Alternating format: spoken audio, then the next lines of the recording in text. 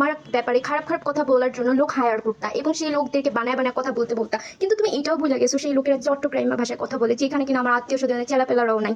তো এখন আমি তোমারই অফিস কলিগকে নিয়ে কথা বলতে চাই, শিপ্লু ভাইয়া। তো এই শিপ্লু ভাইয়া আমাকে কমেন্ট করছিল আমার তোমাকে নিয়ে রোস্টেড করা ভিডিওতে। সেইখানে সে তোমার বিষয়ে আমাকে এত সুন্দর সুন্দর তথ্য দিয়েছে যে আই এম তো খুবই ওনার প্রতি অনেক বেশি খুশি হয়ে গেলাম। তো এইখানে উনি কিন্তু তোমার ব্যাপারে আমাকে A to Z সব বলছে, তুমি কার কার সাথে থাকা, আই মিন ওইটা করতা। তো এগুলো শুনি না আমি একটু অবাক হই না, কারণ আমি জানতাম তুমি কোন লেভেলের মায়া, এর লেগে তো তোমার একটার পর একটা তালাক দিতেই আছে দিতে আছে। তো তানিয়া, তোর কি মনে পড়ে তোর ফার্স্টে কার সাথে বিয়ে হয়েছিল?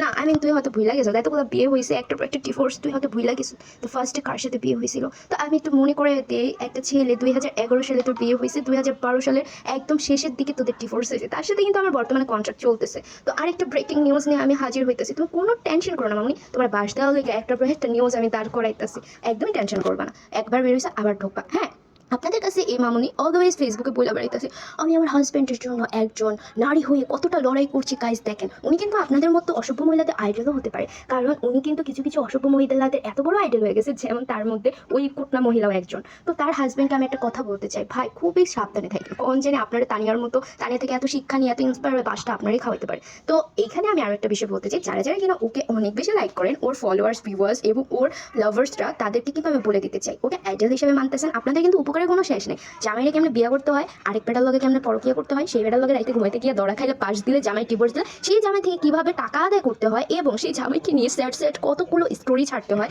সেগুলো সবটাই কিন্তু আপনাদের শেখায়। আপনাদের একটা কথা বলতে চাই, এই যে আমি যে মহিলাদেরকে নিয়ে কথাগুলো বললাম, এটা কিন্তু আমি সব মহিলাদেরকে বলিনি। কিছু মহিলা আছে ভালো ক্যাটাগরি, যারা কিনা ভালোটাই শুনতে পছন্দ করে, কিছু মহিলা আছে যেগুলো কিনা বা সোশ্যাল মিডিয়াতে যত জঘন্যতম নিউজ আছে এগুলো নিয়ে পড়ে থাকতে পছন্দ করে। আমার মতে মনে হয়েছে এই মহিলাকে আমি যত বেশি প্রশ্রয় দিচ্ছি তত বেশি ও মাথায় উঠে আসতেছে।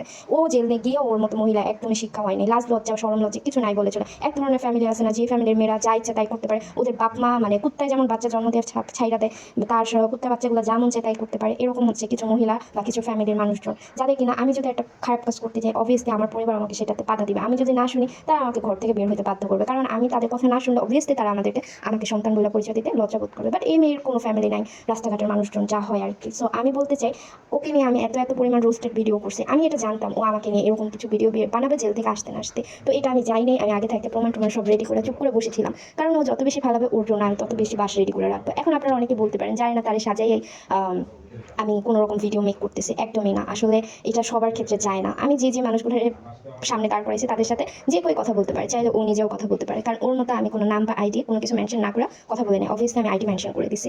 এরপরে রইল ও অবিবাহিত, ও এক পুরুষকে বিয়ে করছে, ও একটা পুরুষে আসক্ত, ও সেই স্বামীর সংসার ছাড়া ও কোনো কিছু চায় না। সেটা হচ্ছে একদম সোশ্যাল মিডিয়াতে একটা মিথ্যা গুজব। আপনারা দেখতে পারবেন ওর আরও একটা আইডি আমি শো করছি।